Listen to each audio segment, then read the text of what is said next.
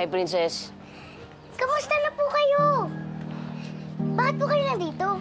Pinapunta ka sa akin ni Ma'am kasi lang malaman kung ayos ka lang. Alam niyo po ba? Si Ate Judy na po ang magiging nanay ko.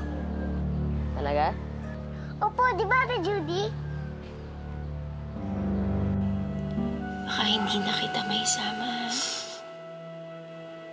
Oo. Bakit po? Ayaw niyo na po ba sa akin? Princess, alam ko kasi yung kakayanan ko eh. Baka hindi kita maalagaan katulad ng pagmamahal at pagpapalaki sa'yo ng gustong gawin sa'yo ng presidente. Kahit hindi ko pa nakikilala yung Ma'am, nararamdaman ko kung gaano ka ka-importante sa kanya. Gusto ko maging masaya ka. Kung makasama mo yung mga taong nagmamahal sa'yo. Ano po ako mahal?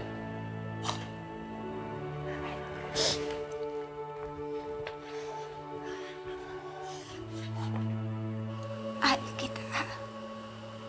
Kaya nga gusto ko maging masaya ka. Naintindihan mo ba ako?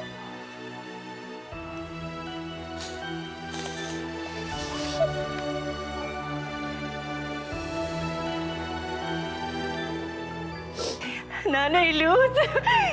Magiging nanay na ako! Magiging lola na ako! Poor people want to idolize someone.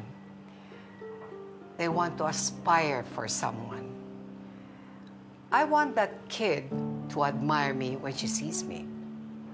Dahil? Importante si Princess kay Leona, kaya kailangan ipakita rin natin na importante yung bata sa atin. Let's make Leona think that we support her in her decisions. Madam President, excuse me. Nasa gate na po ng palasyo ang sasakyan ni Princess. Thank you.